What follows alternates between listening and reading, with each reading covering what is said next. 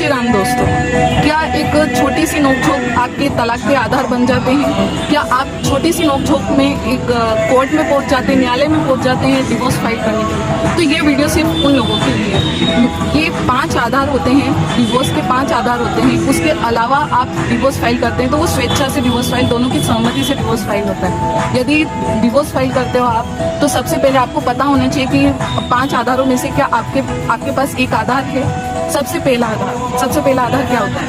सबसे पहला आधार, आपका पति आपको मारता है, पीटता है, लगातार आपके साथ में घरेलू हिंसा जैसी वारदातें होती है, दहेज प्रताड़ना जैसी वारदातें आपके साथ में होती है, या आपको लंबे समय तक मायके आपको छोड़ रखा है। क्या वो किसी अदर रिलेशन में है, या फिर उनका अफेयर कहीं और चल रहा है, या फिर वो लंबे समय से बहुत ही बीमार रहते हैं और बहुत ज़्यादा बीमार रहते हैं लंबे समय से, तो ये भी एक हिंदू मैरिज एक्ट 1955 के तहत आप तलाक का एक आधार बन सकता है। या फिर वो बहुत समय से गुम हो गए हैं, मिल नहीं रहे हैं, 7 ईयर से मिल नहीं रहे हैं और आपको उनका कोई पता नहीं है, तब भी आप उसमें डिवोर्स फाइल कर सकते हैं। उसके अलावा आप एक सहमति से भी डिवोर्स फाइल कर सकते हैं, दोनों की सहमति। शादी के 1 साल के बाद में आप सहमति से डिवोर्स फाइल कर सकते हैं, उसके अंदर आप डिवोर्स फाइल नहीं कर सकते। ये जानकारी आपको होना जरूरी है।